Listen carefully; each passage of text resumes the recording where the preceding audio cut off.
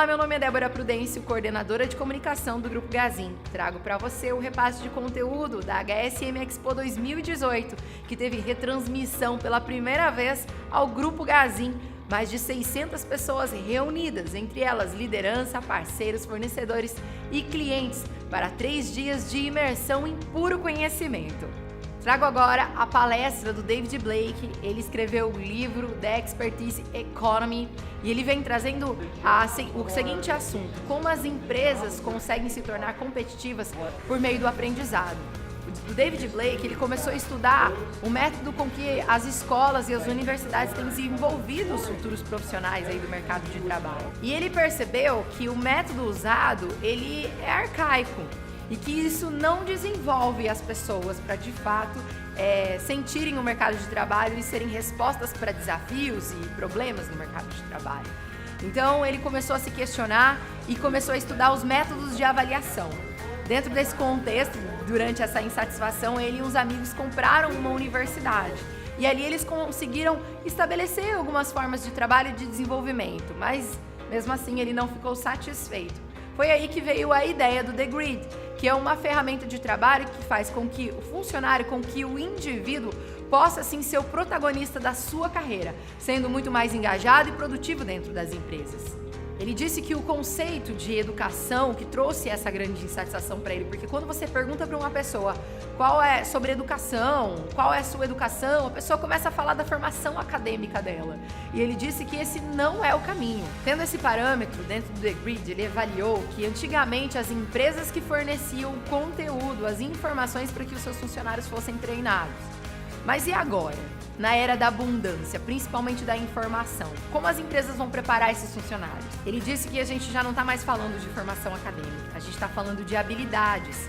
E é muito importante que as empresas tenham bem certas quais habilidades que elas têm dentro delas, porque conforme surgem os problemas e as demandas, elas conseguem canalizar essas pessoas que são portadoras dessas habilidades a corresponder a isso. Ele disse que é muito difícil, porque as empresas ainda se atêm qual é o diploma, qual é a formação daquelas pessoas e não o que de fato elas sabem fazer com excelência.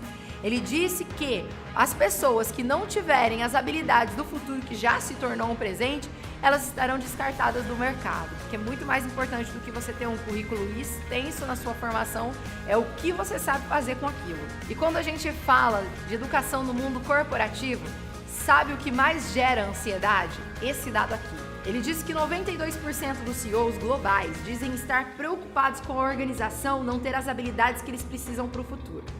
77% veem que a maior ameaça ao seu negócio é a disponibilidade das principais habilidades. 3,4% estão preocupados se terão estas habilidades. E 0% dos CEOs não conseguem dizer as habilidades que as suas organizações têm e precisam. Isso é muito preocupante, porque muitas empresas têm um excelente material humano, cheio de talentos, mas ainda não conseguiu fazer esse diagnóstico. E aí é imprescindível porque ele vai falar mais à frente sobre a questão da valorização do talento. Se você não valorizar o talento que você tem dentro da sua empresa, com certeza a outra empresa vai valorizar. Então esse diagnóstico é muito importante, principalmente para que essas pessoas sejam retidas e façam carreira dentro da empresa. Outro ponto importante é que as empresas estão em algum destes pontos. Ou elas estão modernizando, ou elas estão criando uma cultura de aprendizado, ou elas já estão habilitando essas capacidades. Então, em algum desses pontos, as empresas estão já se trabalhando, dentro da questão do aprendizado. Ele disse que na era da informação escassa antigamente, porque agora a gente já vive o tempo da abundância, os RHs, eles que definiam o que a pessoa ia treinar, Você procurava o RH e ele que te dava ali toda uma orientação do que você iria treinar, todo o conteúdo, tudo ali prontinho. Ele disse que isso mudou.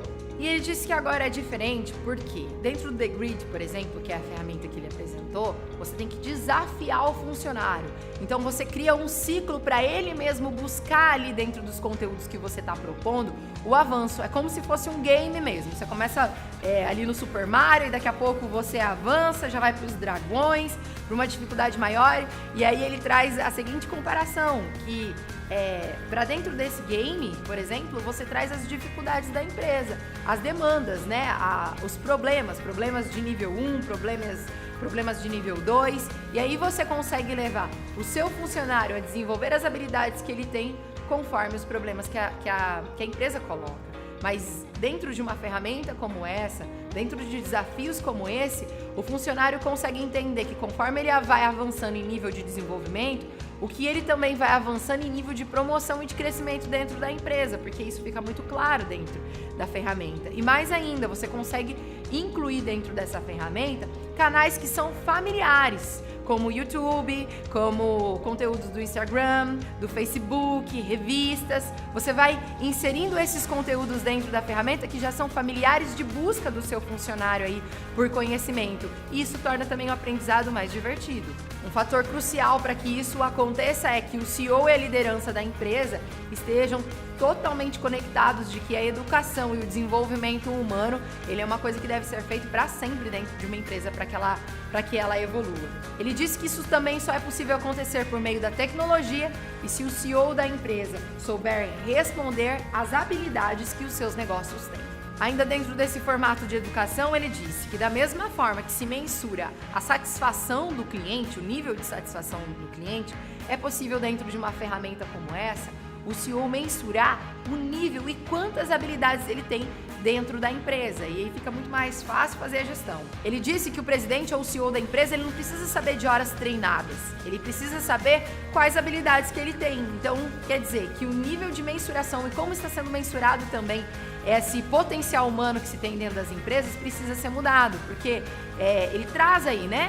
Não é o quanto essas pessoas foram treinadas, mas o que elas podem oferecer, quais são as habilidades dela. E ele traz algumas perguntas para reflexão e, é claro, ação imediata.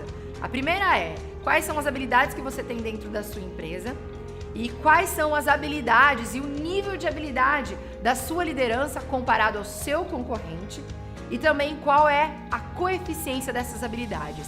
E ele traz uma frase, gente: em tempos de mudança, os aprendizes herdam a terra, enquanto os que aprenderam estão preparados para um mundo que não existe mais. Ele está dizendo o quê? Que as pessoas que já consideram que aprendeu tudo, elas foram preparadas para um mundo que nem existe. Ou seja, elas também não vão mais existir dentro das corporações. Mas as pessoas que estão abertas ao conhecimento, tem espaço para elas no futuro, tem espaço para elas no presente. E ele encerra dizendo que se a sua equipe não passa de 5 a 10 horas treinando, e isso não quer dizer tirar a sua equipe ali do trabalho dela para ela ir para uma sala de treinamento, mas você incluir a educação dentro da rotina dela de uma forma agradável, como uma ferramenta desta, onde a pessoa sente prazer em consumir a educação e se desenvolver, se a sua equipe não está envolvida com isso de 5 a 10 horas, então ela está assim correndo risco e a sua empresa pode até não chegar no futuro. E ele também fala o seguinte: se você não praticar a educação, se você não se desenvolver todos os dias, é como comer. Se você não almoçou hoje, não tem como você almoçar amanhã 2 vezes, por ontem e por hoje. Então isso precisa ser uma prática contínua de todos os dias.